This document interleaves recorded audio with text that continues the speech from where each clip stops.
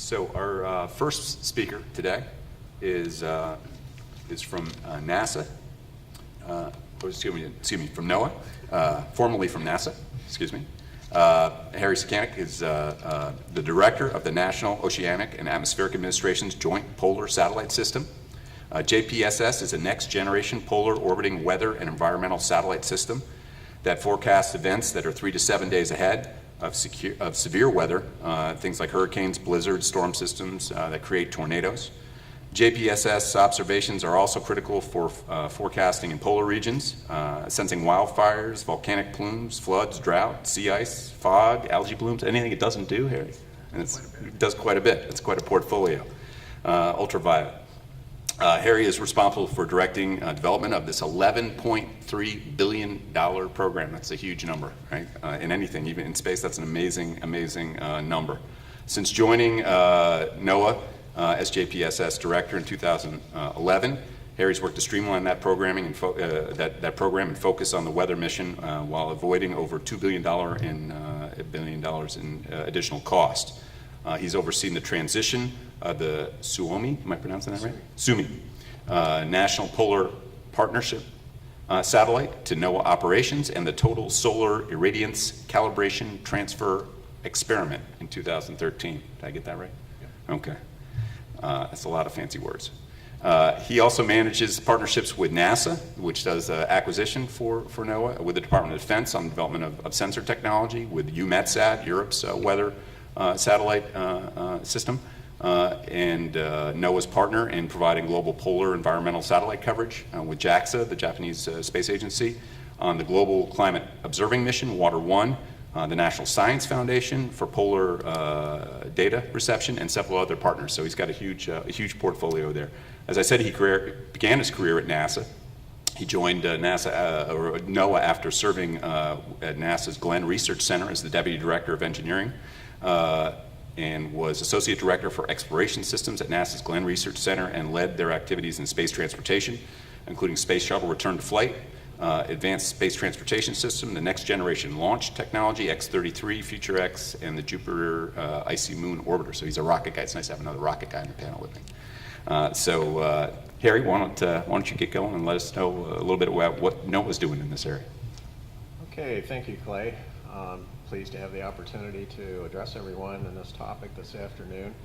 The first thing that I thought I would do is spend a little bit of time just talking about NOAA's mission. NOAA's mission portfolio is very broad. Space is an extremely important tool for us for the observations that we use, but we do much, much more in terms of our overall mission than just work on space-related things. I've got one slide up there that I wanted to show just to give everybody an idea of the diversity of the mission. In the satellite part of what we do with our geostationary and our polar satellites, our most important customer is the National Weather Service. It's really critical for us to provide the observational data that's necessary for them to use their numerical weather program to forecast the 3 to 7 day ahead impending weather, particularly when it gets to severe storms and so forth, so that you give emergency managers, and it could be in all levels of government, can be non-governmental organizations or in the private industry, the ability to have a consistent forecast far enough ahead so they can determine their courses of action and then decide upon them about 3 days ahead, so they got the ability to take action that saves lives, protects property, and also enables economic efficiency. For the geostationary birds, what we're mostly focused on there is the operational weather forecasting, the 0 to 3 days ahead type forecasting. And there it's very critical for all the weather forecast offices in the National Weather Service, as well as those around the world, to be able to get those high time refresh, temporal refresh images of how weather patterns are evolving. And that all complements and works very well with in situ ground-based data sources such as weather radars and so forth to really give us the ability to do what we need to do for the public and meet the needs for the weather warnings and information.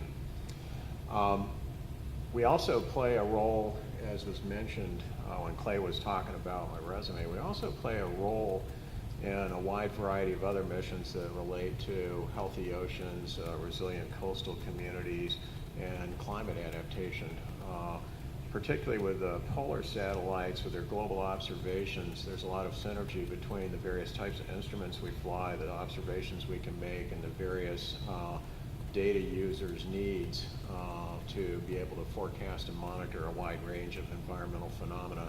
Just to give you an example, one of the things that is critical to aviation is to be able to figure out where volcanic ash plumes are going. And in order to do that, you have to have good observations coupled with good models and experienced forecasters to be able to make the most use of that. So those are some of the kinds of things that we do. Now what I want to do next is talk a little bit about data as a public good. So one of the things that we do is a tremendous amount of cooperation to execute our mission. As was mentioned previously, we work in very close partnership with UMETSAT, who for the European community flies weather satellites the same as we do.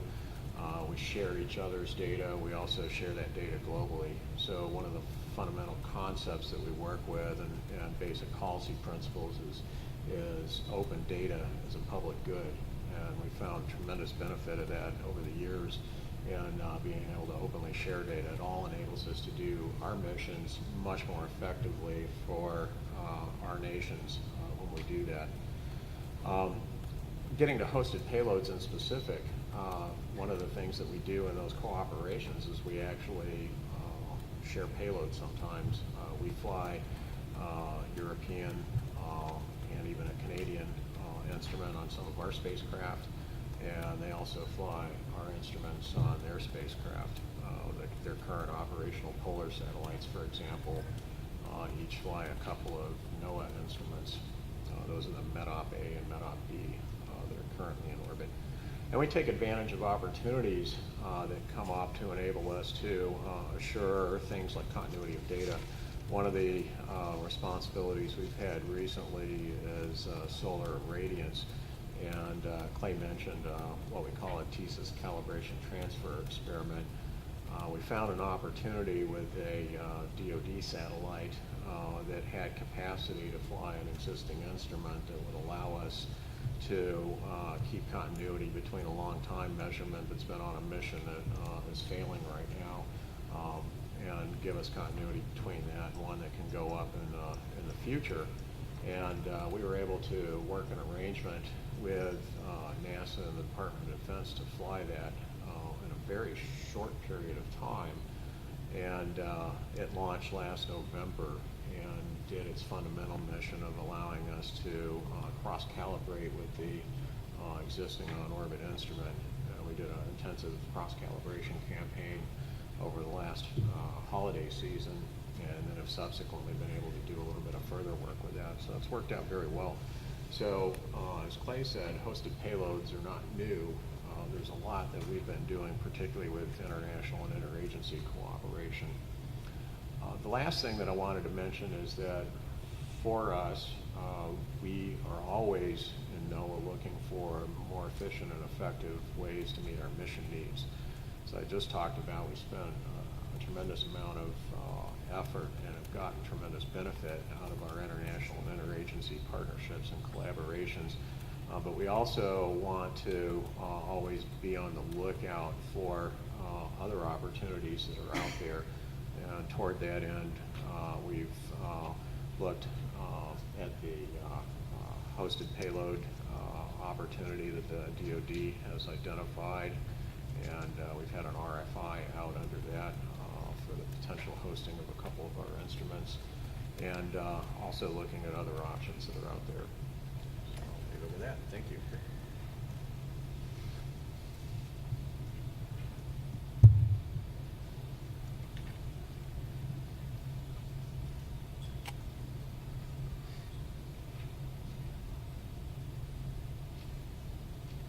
Okay, thank you, Harry. Our next speaker on the panel is Eric Webster, who's Vice President and Director of Environmental Intelligence with Excelis Geospatial Systems, Excelis formerly ITT.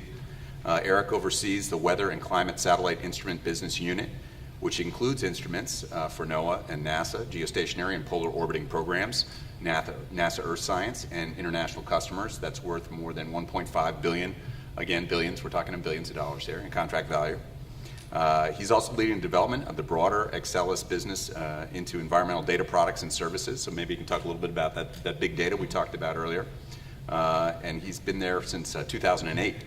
Before that, Eric was the director of the Office of Legislative Affairs at NOAA, so he's a NOAA alum. By the way, I'm a Commerce Department alum as well, so you got 3 Commerce Department alums up here on stage. I used to work for the International Trade Administration. At NOAA, he served as the agency's chief political strategist and negotiator with Congress, the White House, and other departments on legislative matters. And he served as a senior policy advisor to the NOAA administrator on satellite programs. Previously, Eric worked on Capitol Hill for 12 years, serving as a subcommittee staff director for the House Science Subcommittee on the Environment, Technology, and Standards. And he began his career as a legislative assistant in the office of Congressman Sherry Bullard, and then was legislative director for Congressman Wayne Gilchrist from New York. So Eric, welcome. And thank you very much. I appreciate being here.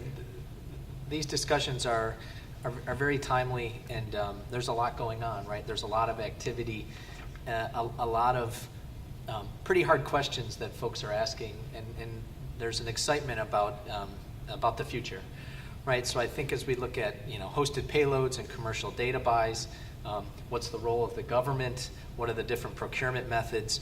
These are really hard policy and budget and business kinds of decisions. I think the overall goal, more information, better information at a lower cost, right, as Harry mentioned. But there's also a challenge to take that data and information and turn it into something that's actionable, that somebody can make decisions on, or in the case of Google Skybox, how do they make money off of that, right? So, as I work with our engineers, and I'm sure other companies are the same, folks are unlimited in their capacity to create new and interesting sensors and technologies. And the question I always ask is, well, who's going to actually pay for it, right? What's the customer, and can we get a return? So that's some of the struggle that we have. I think the question I get asked a lot, internally and externally, is the future, is there a paradigm shift? Is it going to be today? Is it in the next year or the next few years? Or is it in 5 to 10 years away? And my initial kind of non-satisfying answer, if you will, is depends on who you are. But I'll try to answer that more in the conclusion. So if you go to the first slide. So I like to try to start the discussion with a little basic overview of kind of weather satellite instruments and the spectrum, and what kind of products you can get. So if you look from left to right, you have visible and ultraviolet and infrared and microwave, and think of those blocks as bands or channels, and as you go down, you can see the products that you create by mixing and matching those bands and channels. So there's some overlap with temperature and moisture and precipitation or whatnot. But as Harry mentioned, there's a variety of satellites and orbits and instruments that coupled together make the weather enterprise, whether it's NASA from a research perspective or NOAA from an operational perspective. No one instrument or one satellite can do all of those things. And I think as we look at hyperspectral and kind of next generation of technology, you're going to take each of those bands and then you're going to slice it 1,000 times. So now you're going to get much more precise and accurate data than ever before, but there's an expense to that and there's a cost to that. I think as we look at what goes into the numerical weather prediction models, there's a certain set of criteria and things that NOAA wants or the Weather Service wants or the international community wants. And again, what's the role of the government in providing that data and information, and at what cost and what needs? And then I think there's the options and opportunities for hosted payloads or commercial data buys where companies like ours and others are looking at each of those pieces and trying to say, is there a niche data set in there that we could break out that would create a product or a service that someone would pay for above and beyond what the government already does? And at times that's really hard because they provide that data and information for free to the public, internationally as well as domestically. So it's hard to compete with free. But I think there's some balancing of new companies that Clay listed that are looking at GPS radio occultation or geosounding, precision agriculture capabilities. Can you do things for oil and gas industry? And the key component that we look at, and I know others do, is, again, is there a viable market outside of the U.S. government being that anchor tenant? And we struggle with that, right, because of the billions Harry mentioned that are spent on those programs. It's not cheap to build these sensors and put them on spacecrafts and launch them on nice rockets, right, and to get them into the orbits they need. And then you actually have to do something with the data. I do think folks are looking at lower costs and small sets and CubeSats, and we're part of investing our own monies and looking to that. But I haven't been convinced yet that there's a market that's weather-related in a sense that's viable yet. And I hope to be proven wrong. But there's other pressures on the systems. If you go to the next slide, thanks. So today, at the low Earth orbit enterprise, there's about 15 weather, climate, kind of NASA research satellites that provide a lot of information for numerical weather prediction and for the Air Force and internationally. So that's about 15 satellites. Together, those are the things that provide that Sandy forecast, right? Hurricane Sandy taking a left rather than a right. It provides that 5-day look in Norman, Oklahoma, or Moore, Oklahoma, that tells you this area is likely to have a tornado outbreak. That's what these satellites do from a sounding perspective, which is really important, and then imagery for others. But if you look, you have NASA satellites, as I mentioned. Air Force has their longstanding DMSP program, which is ending. You've got the Europeans with MEDOP, as Harry mentioned. A, B, and C will come. And you have NOAA with the legacy POSE satellites, as well as the NPP, and then the next generation JPSS. If you look at the circle there, though, by 2019, 2020, we're going to be down to 2 satellites. Not 15, not 10, not 8, but 2. And I think there's a lot of concern about that. I think the U.S. Congress, the media, others have all tried to examine that, along with the potential for a slightly earlier gap between when NPP's life may end and when the JPSS satellite gets launched. So there's a lot of concern there. NOAA's been working really hard, and Harry and his folks looking at sounding. I think the Air Force has been looking at the imagery needs that it has.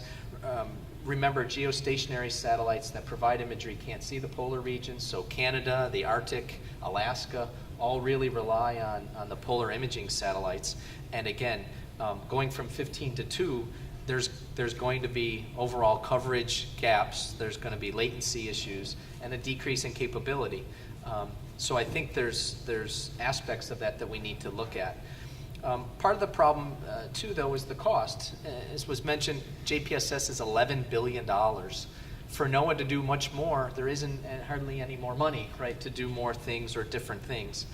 From the Air Force standpoint, they're trying to look at the various needs of the agencies, the services, and one of their studies says, well, maybe they'll rely just on NOAA and Europe for polar imagery or other capabilities. And as NOAA's working towards it, one of the reports that it had commissioned said maybe your backup is China, because it's going to be doing a polar satellite program with similar capabilities. So NOAA may be able to rely on China potentially for data and information for modeling and weather.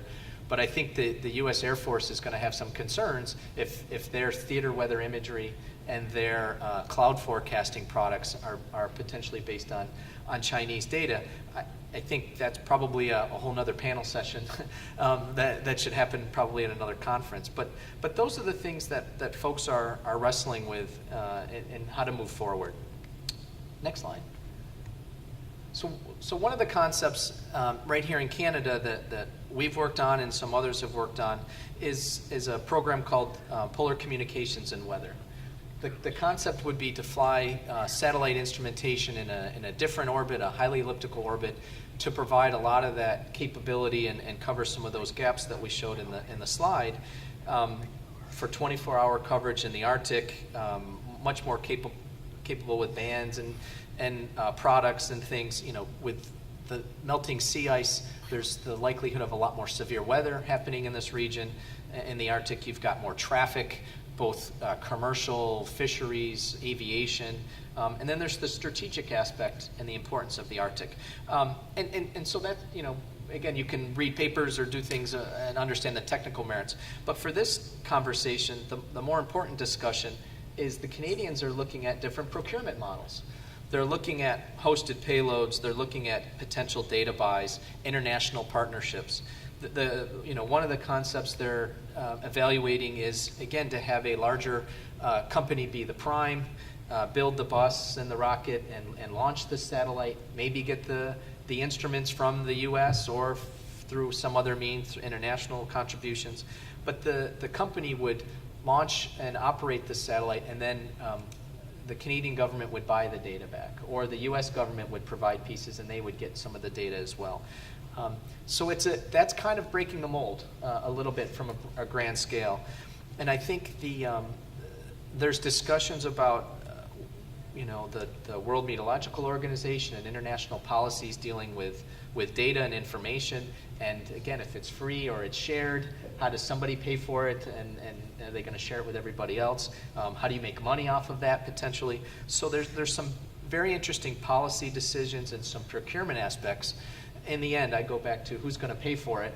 A data buy is less risk for the governments because they don't have to put up all the upfront money and the large procurement. Overall, it could be more expensive for them over the years, but it's a stable budget and a stable procurement process. So again, that's something that I think is an interesting aspect to all this.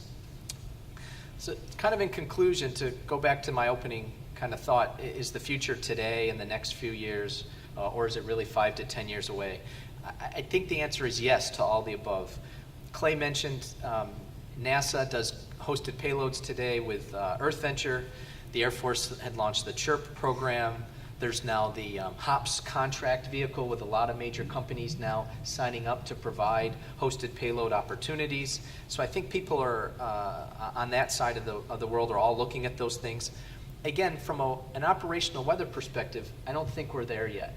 I think in the next couple years, NOAA's examining architectures, some technologies, but they really don't have a budget and an overall capability to really see what's going to come next or what can replace these other things. And I know they're trying to work on it. Companies like ours and others are running around trying to break up that spectrum and seeing what product can we offer the precision ag community, what product can we offer oil and gas, or what's Google going to do next. So I think, who's going to pay for it and what value and return on investment can we get through hosted payloads or through commercial data buy. And again, maybe PCW is that first step that's really going to help break the barrier. I think the biggest test, though, and the biggest question will really be in the next 5 to 10 years. What comes after JPSS and GOES-R or the European missions that are similar, that are very government-based and government-focused? So we're talking what happens after 2025 and 2030. I think we continue to need the debate about the role of government. Will there be enough pieces that companies have broken off to either privatize or commercialize and give Harry the chance to buy some over here or some over there? Or does the government still need to do everything because operational needs trump niche markets? So again, I think the sustainability of the bigger programs with their costs are going to continue to challenge the system. And I think, my question to all of us as a community is, how can we help bring this change faster, and how do we make it work to support the government, to support commercial enterprise, and to give everybody better capability and more data and information? Thanks. Thank you. That was great. That was a great summary and setup. Appreciate that.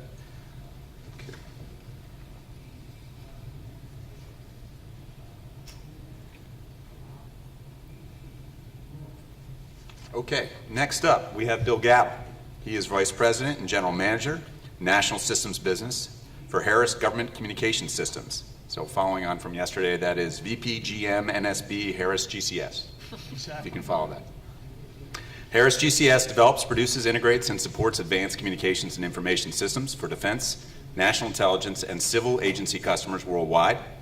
And the national systems business focuses on the U.S. intelligence community and the space market at large. And prior to being named to his current position, Bill was VP of Aerospace Systems, including space-based payloads, electronics, and structures for commercial and government markets. Before that, he was Vice President of Space Communications Systems, which provided payloads and structures to the U.S. Department of Defense, to NASA, commercial enterprises, and the intelligence community. Previously, Bill held positions as the Program Director of the Commercial Reflector Enterprise and Mobile Satellite Ventures Light Squared Reflector Program, and was Program Director of GCS's DoD Terrestrial Communications System and the Director of Engineering for Defense Programs. So Bill, welcome, and look forward to your comments. Well, good afternoon. This is going to be a fun discussion. We're probably living in one of the most exciting times for the space community ever, since basically the start of it with the going up to the moon and those kinds of things, the space race. If you look at the transformation that's occurring in all of our businesses and the things that are happening, space has become an integral part of our lives. It's become an integral part of the discussion nationally. It's become an integral part of all that we do in our businesses. And it's now starting to show that it has impact even beyond. If you look at like Google or somebody like that coming into our space, and you watch Silicon Valley launching satellites off cell phone parts, you are seeing a transformation in our industry. And so it is an exciting time. You see government supporting what we're doing. Hosted payloads are emerging. Everybody's talked about CubeSats and small sats. It is a hugely exciting time in this community. And to be part of it, to be part of this panel, to be part of what you all are a part of, is a big deal. But the other part I would say is, in spite of having all this verbiage, all the talk, the reality of the situation is we're in a transition. And as everybody's talked about so far, I wish I could crystallize the picture of the future and tell you exactly what it will look like.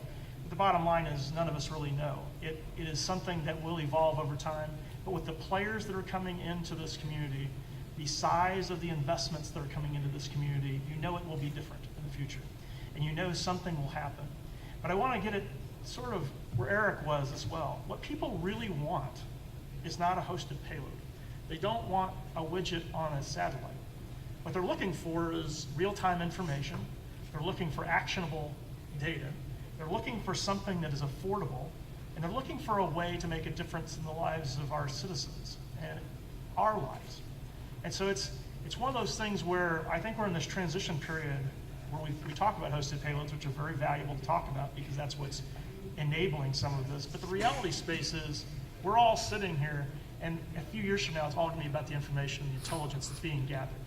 And these will be enablers. These will be pieces of that picture, but they won't be the final picture. So in framing some of this in the next couple slides, go ahead and click twice. I'm not going to give you a sales pitch on Harris. So I'm going to give you the first slide is, so Harris has been part of the Iridium Next constellation. It's the largest low Earth constellation of communication satellites. It is completely networked. It's a global real-time network. It primarily was set up to replace the original Iridium constellation. But Iridium Next is the next constellation that's coming. It'll have 81 satellites. That's a lot of satellites for any constellation to have, and of course the quantity there. But what we did was we partnered with Iridium early on in the hosted payload arena. So hosted payloads on this, they basically set aside size, weight, and power in order to do some hosted payloads on Iridium. So these were not going to be communication payloads necessarily. These are going to be Earth observing payloads of some type. The first one, probably the most broadcast one you see, is an aircraft tracking hosted payload. There's 81 of them, and they formed a venture called Ariane LLC, which now has a major partner in Navigation Canada, which tracks aircraft globally. And so this is in the midst of being built. We're now producing these hosted payloads, but we, in our plan, said let's leave some more room for more hosted payloads within Iridium. So now we have hosted payloads and hosted payloads. And so at this point, we're approaching 200 different hosted payloads on one satellite constellation. And it's also spanning 5 different missions. So at some point, these become satellites that are small sats. And the only reason why you call it a hosted payload is because there's an anchor tenant, right? There's an anchor tenant who's paying the first part of the bill in the budget. And then you add on these different hosting options. But you can see that you can build on this, and it can be a very expansive time for addressing a wide variety of missions. In some of these areas, you're talking about payloads that are being put on these that are less than $4 million, in some cases, less than $1 million a copy. That's unheard of in industry. So you just saw the $11 billion, and then on the other end, a per copy for this area and tracking payload on an aircraft is less than $1 million a copy.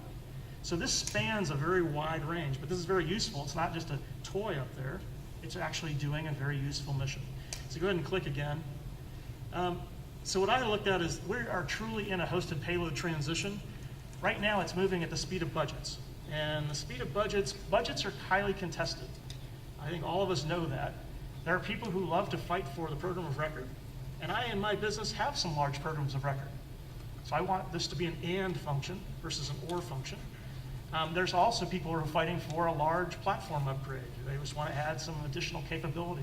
If you got transponders, add some more transponders. If you got an intelligence thing, you add some more of that. And then there's the alternate solutions group, which we are a part of. And that has to do with hosted payloads, small sats, CubeSats. That is typically not getting the priority right now. One, it doesn't have the political clout. We don't operate as a unit necessarily. We go in as onesie, twosies going into government, and we don't see enough movement right now of that value chain. The other thing that we're seeing is we're seeing at the acceptance of this transition at the rate of value. If you look back, and especially in the Earth sensing, you look back in the 90s, most of it was science missions. We launched them really quickly. We had some Pathfinder missions in the 2000s.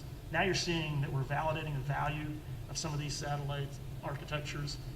So you're kind of at that point. What you don't see is an architecture plan at the whole level showing how all these will funnel into an overall system architecture. And that is what the next step, in my opinion, will be.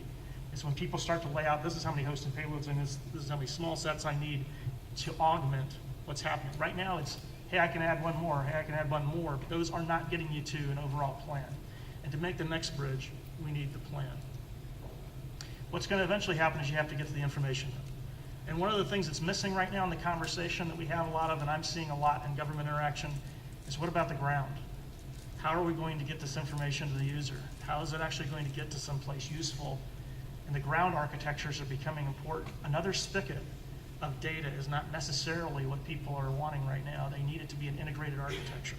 And so as they go to the system architecture, that will be critical. Go ahead and click one more, please.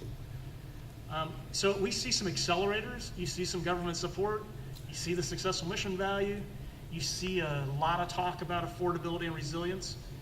And now you're starting to see some really innovative business models. You're seeing people participate in that. But I will tell you one of the things that's holding us back is some of the policy. Having services being only 1 year repeatable contracts, something like that, that's keeping industry from investing heavily. So we're seeing some of the speed of government still too slow for the amount of speed of commercial. That is getting better with the Hopside EIQ because they're starting to develop the sensor to a very high technical level, and then it can be ready to go on a satellite. And then again, the incorporation of this into an overall architecture that we're going to be using is critical. That's the reason why Ariane was so successful, was because it was an architecture that was completely enclosed in one entity. It basically had a completely end-to-end system that allowed the hosted payloads to be very successful. So from a good news perspective, again, I think we are moving ahead. We are in a transition period, but it is an exciting time for all of us, and I do believe that each of us will have a part in that. Thank you, Bill. Appreciate that.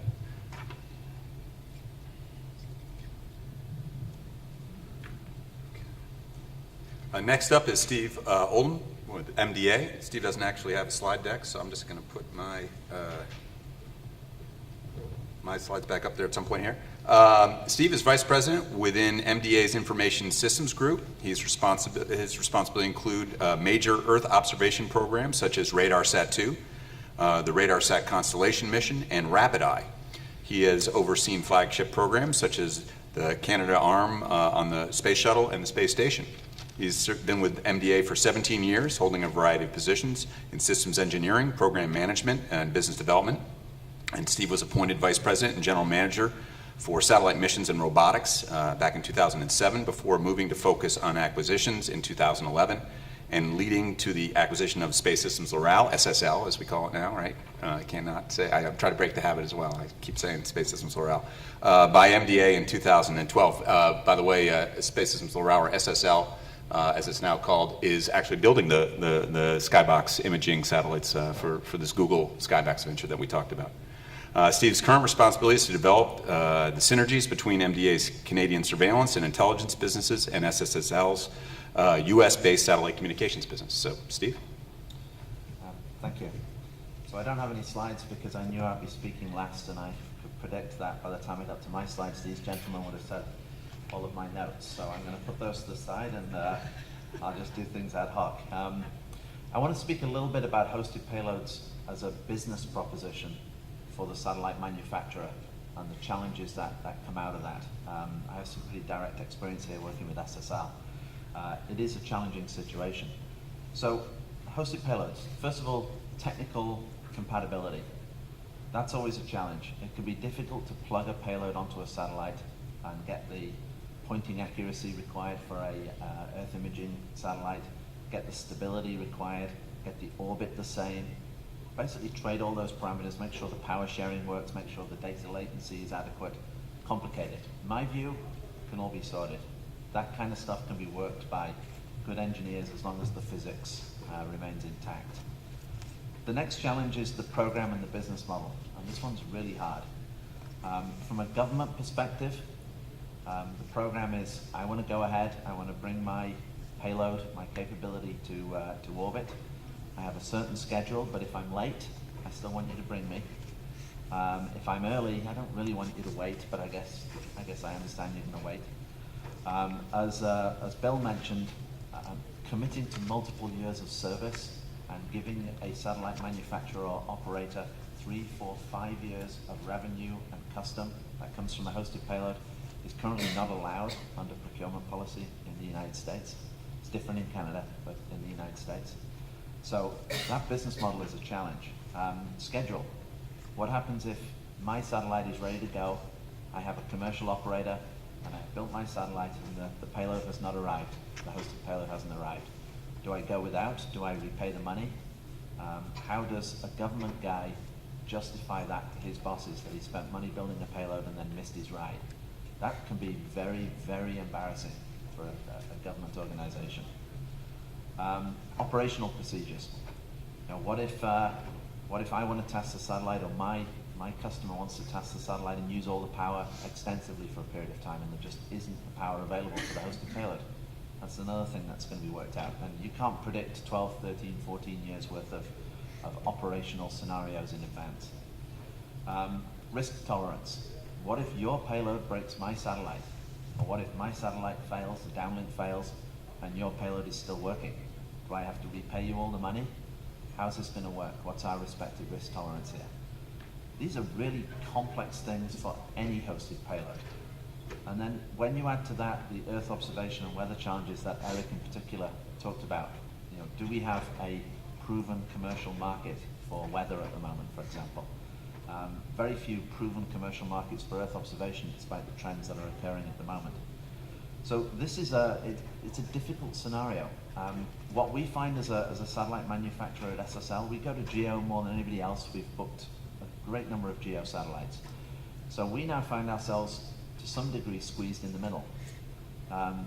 We have government and other organizations interested in putting a payload on our satellite, but they don't want to pay that much. And you have operators who say, well, you go find a hosted payload and drop your price now by 10, 15, 20, $30 million, and you'll make it up on the hosted payload.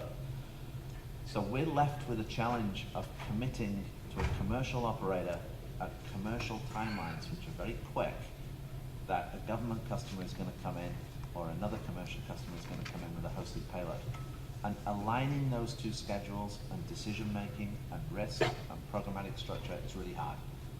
And in my view, more than anything else, that's the reason why it's taken this long for hosted payloads to start to become mainstream.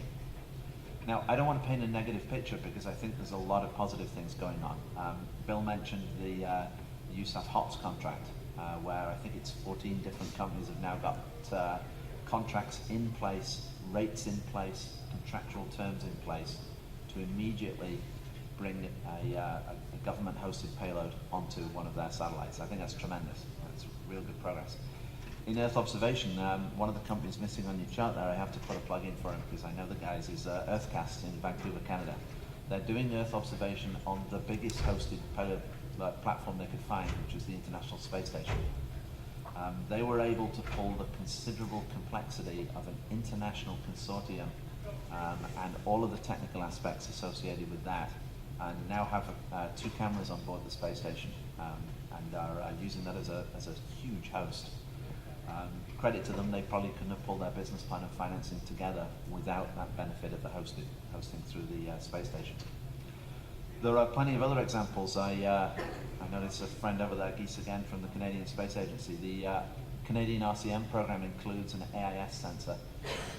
Great example of hosting because the combination of radar and an AIS sensor gives you fantastic value-added data. Not only can you track ships, you can figure out the ones that aren't on AIS, and you can figure out what the bad guys are doing or what the guys who aren't reporting are doing. Great example of a hosted payload program where the synergy makes a lot of sense. In the weather area, Tempest, GeoMetWatch and others are looking at putting weather sensors on board commercial satellites. It's a great fit. Why wouldn't you use that regular access to geo? Why wouldn't you use that excess power capacity? Really good fit. I like to try and finish with a potential solution. My boss always told me, bring solutions and don't bring me problems, which I don't always succeed on. So a potential solution. In my view, the potential solution is everybody needs to treat the ride as a service. It has to be viewed entirely as a service. The same way that you go rent a car, you don't specify the size, the power, the fuel consumption, the color, the number of seats in your car. You buy a service. And hosted payloads, in my view, needs to go in the same direction. Government needs to say, I'll bring you a sensor, I'll pay you when it's on orbit, and I'll pay you X dollars per year. And if you don't get it on orbit or it doesn't work, I don't pay you. The commercial guy needs to look at that and say, you know what, I'll take that risk. I know NOAA is creditworthy, or I know I can get a commitment from them. And I know that NOAA needs to stay out of the business of me delivering that service to them. It's a service.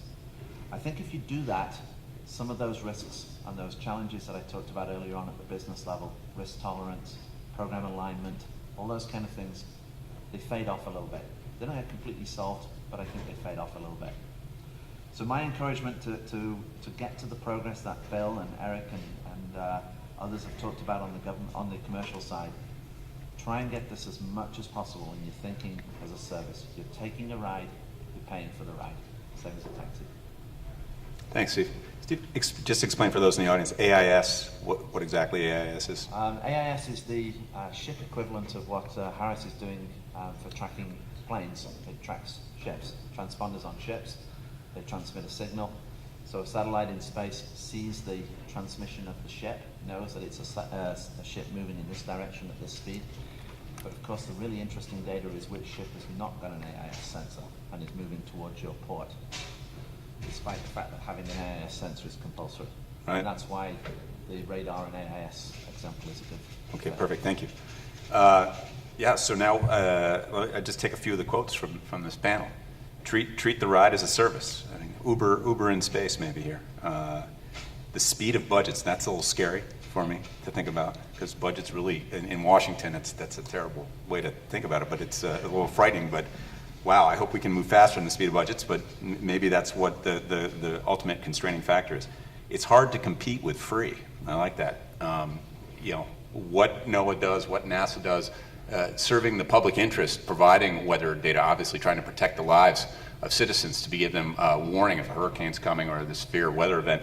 Obviously, I think as citizens all around the world, and this is what space does very well, is provide that capability. And if it's free, how do you create a new business model on this, to base this now?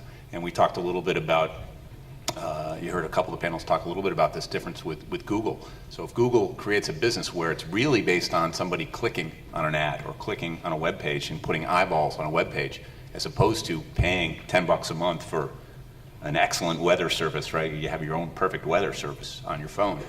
That's a different approach and a completely different way of looking at this. I was in Silicon Valley a couple of months ago, and this was exactly the type of thing I was hearing about. They're going to try to break the paradigm. Now, whether or not it comes to fruition, I guess we don't know at this point, but And Harry talked a little bit about the global value chain. So I think one of the key questions here is if some of this data is free or shared free, or you're purchasing some data and then it becomes free, how do you set up those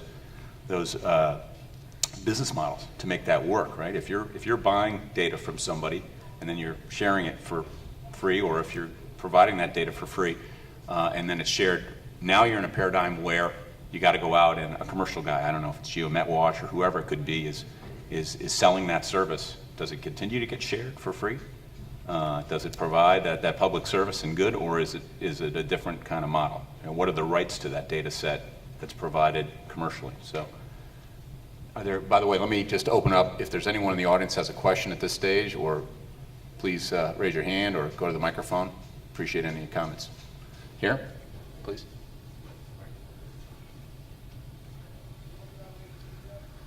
Ryan Anderson from Telesat. My question follows on from what Steve said and your solution, where you bring a sensor and host it as a payload, but it's a service, and they pay for the service, they pay for the data that they receive.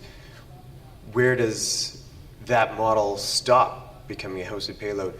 Bring any sensor and giving the data on a full satellite mission. Where do you distinguish? No, I agree. There's no reason why you have to define that model as a hosted payload model. And there are some companies, I was meeting with Millennium Space a couple of weeks ago, they're now proposing to build a satellite at a fixed rate to take your sensor and put it into space. It's a great example. I want to talk for a minute about the Canadian model, because my friend from Telesat will be familiar with it. The Canadian model that was used to procure RADARSAT-2 is an interesting model for buying a service. What Canada decided to do on RADARSAT-2 was they basically said, we will buy the Canadian data set only, and we will pay you X dollars, and we will commit to buy for X dollars. And they offered industry the opportunity to respond and say, I'll take the satellite, I'll own the satellite, and I'll sell the rest of the data worldwide. So what happened on RADARSAT-2 was MDA decided to take that deal. So in return, we got to build a satellite. We did not have Canadian government rights, but we had rights to sell the data elsewhere. And that's a business we either succeed or we fail at. So when you talk about services and it's hard to compete with free, to quote the expression, there's no such thing as a free lunch. Something was paid for somewhere along the chain. Right. Maybe you change the color of the money from a procurement to an operations type need. But the Canadian model, I'd love to see the US adopt that ability to commit to buying multiple years in advance. I agree. I think it was Bill who said it stops industry investing. I think government will get lots more value. And I know your hands are tied in this to a large extent, but it's to me that would make a big difference. For those of you not familiar with how the American budgeting process works, the current Congress is not supposed to be committing future Congresses to procurements down the road where they don't have any ability to influence that decision. So it really becomes a 12-month process, and then what happens there is you get a continuing resolution where it's funded at last year's money, and so it's hard to even start to do new programs. So it's a huge challenge. I know they're looking at different ways to approach that and try to find out, particularly in the ComSat world, they're looking with DISA at the Department of Defense level to find ways to be able to do multi-year buys, because it's a terribly inefficient way to buy capacity or capability. So, I don't know, Harry, do you want to comment on any of those points you heard from? Yeah, sure, I can comment on a few of them. So one thing that was talked about was the concept of it's a service or a ride. So currently, with our weather satellites, we use the Launch Services Program at NASA to actually provide rides for those, and it's the way we procure launches. It's essentially on a commercial basis, and it works really well.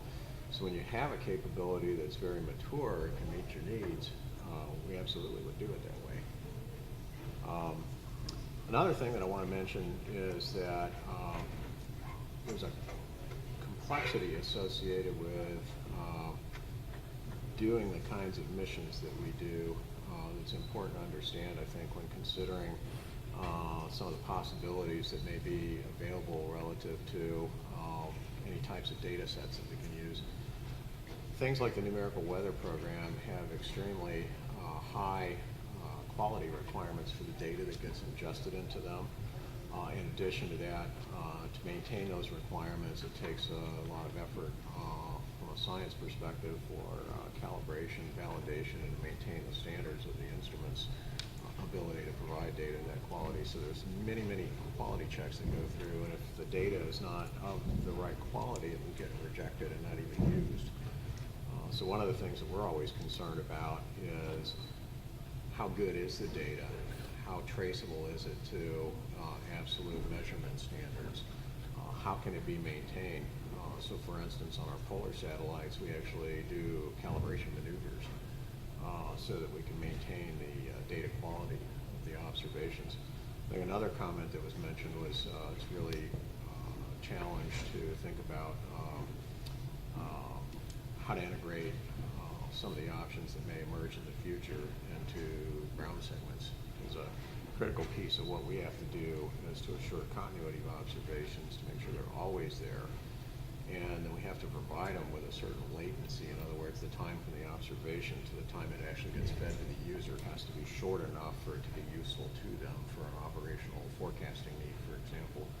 And so we have to have a pretty extensive network of reception capability, data networking, data processing, and so forth, and then data networking again to get it straight to the user in a timely fashion.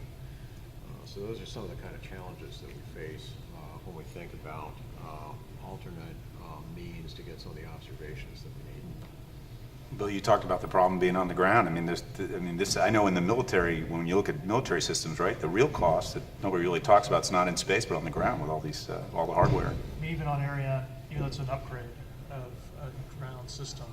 It's 60 or 70% of the cost of that system right now. It's a systems engineer of the ground versus the satellite portion. So it's a continual issue of the ground portion. We sometimes forget about it. We just think we're going to provide this data spigot, and somehow someone will catch it on the other end and will integrate it into this ground architecture. Changes the ground architecture can be very expensive and can be very challenging for any entity to try to figure out. I'd like to go back, though, to your comment about the financing. And of course, I said that the speed of this is the speed of budgets. It's not necessarily government budget. It's budgets in general. Where are the money coming from? Eric mentioned it. Steve's mentioned it. And fundamentally, the days of if we build it, they will come are pretty much done. You're going to have a business case. It's a risk model, Steve talked about. You can't go way out there.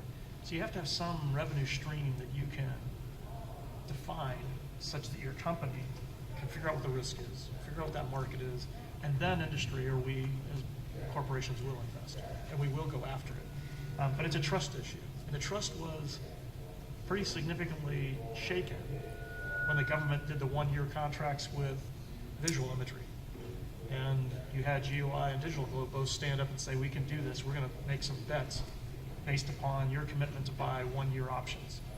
And then the government pulled out, and you had a consolidation of the entire industry. So that sent a shockwave certainly into a lot of the people I know in the industry look at it. And so it's a trust issue, and it is a big deal in the U.S. of having more commitment long-term. Because I think then industry really will engage, and we will do these different models. I am convinced with the innovation that's in the business side, if we know what the rules of the game are, we will find a way, and the industry will push it forward. Steve, I know you had to go. If you need to pull the chute right now, he's trying to catch a flight, so I just want to give you that option if you need to walk away. Here, you want to say anything before you have to back out? Thank you. I do think the hardest part in what you said, Bill, on the ground side and the space architecture side, though, is that balance. As Harry mentioned, and this is why weather is so hard. You have to do everything that still incorporates what the numerical weather prediction models need in a way. And yet, if you just do GPS radial occultation as an example, that's not going to do it, right? They need those 10, that's why I put that spectrum up there and showed you some of those products. They need all of those things. The question is, are there enough of those pieces that you can break apart that provide some other additional value and also have a cheaper, more effective ground system capability that puts that into a usable product into somebody's hands, right? Because that ability, a lot of those companies you mentioned, I wonder if they're going to be around in 6 months if there's not a an acknowledgement by the government that they're going to buy that data, right? So that'll be interesting to see. I think there's questions there. So the venture capital community is willing to start, right? And you're going to get your your 1 rounds and 2s, but once you have to put up $100 million or more to do the Iridium Next or to do it into the, then those business cases really have to close. So I think we've seen a lot of baby steps, but I wait to see whether in the reality that stuff's gonna happen or not. Another question here in the back. I'm hearing a lot of discussion around revenue and securing contracts on the time scale of 3 to 5 years and so forth. But as a researcher, what do we need to know about protecting ourselves from currency fluctuation when you involve yourself in a hosted payload project? I work for the Department of National Defense in Canada. In the last 8 years, we enjoyed a particularly interesting time frame where the Canadian dollar and the US dollar were pretty much equal. That's probably not likely to be the case going forward. So I guess what do we need to know in terms of how to secure ourselves against currency fluctuation risk? Because we don't manufacture geosatellites in Canada. That's a great question. I know we deal with it from my company standpoint all the time, right? So I work for a European firm, and just about most of our contracts are in dollars, right? And right now, the euro to dollar, we're on the bad end of that, right? We're producing a product, a launch system, and selling it in terms of dollars, and the euro is much more expensive comparatively, so we're at a disadvantage. We hedge. I know from our business standpoint, we hedge. We go out and buy currency. But how do you do that? Well, you guys have an answer for that? How does the government do that if they're buying a service? We have contracts with international customers, unfortunately, when you lock it in at the beginning, that's what it is. So each end has the potential to make money or lose money based on that. So I think we haven't done the hedging yet as much. We're not as sophisticated from that standpoint, but it is a concern. But I think it's something that's just part of the price of doing business. I think, at least on our end, that's what we've had to deal with Japan or Korea or others, or put up bonds or do something else that to try to offset that. So yeah, it's part of the risk of doing business. You can't put up security bonds and those kinds of things to protect yourself against that fluctuation. But it's really those are your choices. You're either going to take the risk or you put up a security bond to figure out how you mitigate a real big downside risk. I see. Thank you. Yeah.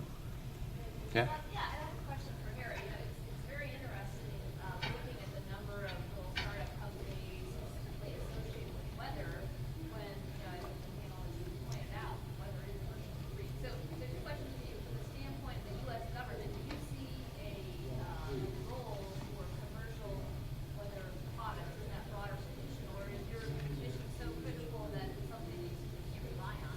And then two, from just a pure commercial standpoint, if you invest your own kids' college fund into a commercial weather business or a commercial application. I'm just going to repeat that just for the first. I was going to try. Yeah, the first one, is there a role for commercial weather products and services? And two, would you invest in one of these commercial weather companies? So I want to look at it a couple ways. First off, I want to talk about the weather enterprise a little bit.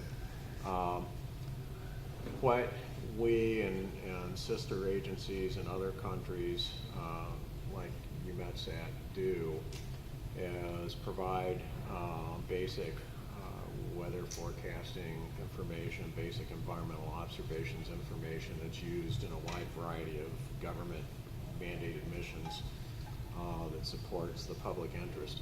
But on top of that, there is a huge value-added industry out there that does all kinds of things. Just think about the Weather Channel, for example. That is not a public entity, that's a private entity that actually connects day-to-day with the public. And there's all kinds of other value-added services out there that support all kinds of different facets of industry. And I also want to mention criticality.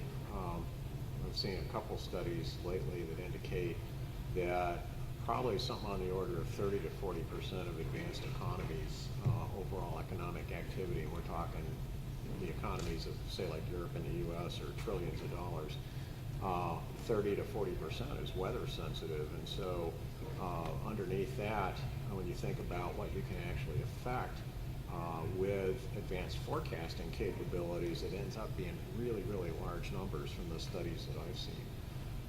In addition to that, what we see also is a substantial advancement in the basic capability to do weather and environmental forecasting and monitoring and so forth.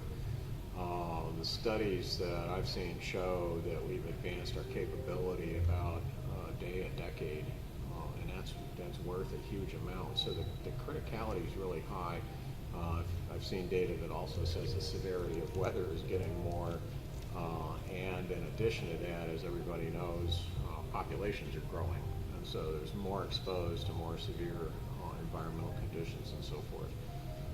So we take our fundamental mission to provide that data and continuity very, very seriously. So it's a very critical public trust, and it's a foundational set of data that a whole lot of other interests are built on top of. Now that all being said, we're very much interested in new emerging capabilities, better business models, more efficient ways to do things. Always want to look for that, but we always have to think about what it takes to make sure that we fulfill our fundamental mission. But we actually do purchase commercial data. There are some radar images that we do, lightning data, in situ data from commercial airliners. So where it can meet our observational needs, and it's effective, and it's the best source, and it's proven to have the quality we need, and also the constancy, because there's a huge amount of effort built up in developing these weather models and maintaining them and making sure they can do the job. And so one of the things that for sure you want to do is, if you're going to start depending on a source of data, you want to make sure it's there for a long time into the future. So all that stuff has to come together to make it work for us. And on the investment one, and consult your broker, whether or not to I invest. won't answer that one. Okay, we can take a pass on that. Okay, one more. I think we have time for one more question, please. This is a question for Harry as well. JPSS is still a pretty complex satellite with lots of instruments. Do you envision for the next generation being able to desegregate some of them so that there would be more likely candidates to be hosted on other commercial remote sensing satellites or Skybox Plus or future smaller satellites? Well, that's a really good question. Generally, for what we do to develop satellites and then maintain the observational capability of them, we're talking significantly long periods of time. So it'll be fairly far into the future before we'll be ready to field a generation beyond this. We certainly want to look at those questions and examine what might be some options. I can tell you today, like for instance, what we fly on JPSS, there's actually good synergy between the 4 key weather instruments that we fly and the capabilities within those instruments. And while you can disaggregate them or fly them on different platforms, there's a lot of good reasons to flying them on the same platform. Because if you didn't, you would have to fly them in close formation, potentially, to get all the synergies that we're looking for. And in addition to that, there's some special orbits that we want to be in. Those unsynchronous orbits, being able to see the same spot at the same time every day is important to us in a lot of aspects of what we do. So it's difficult to deal with sources that are not necessarily meeting all the observational requirements that we're looking for. But we're always going to be examining options that may emerge that could give us either constant capabilities at lower cost or better capabilities, find more efficient ways to meet our mission needs. Thank you, Harry. Thank you all for joining us today. Please join me in thanking our panelists, Harry, Eric, Bill, Steve.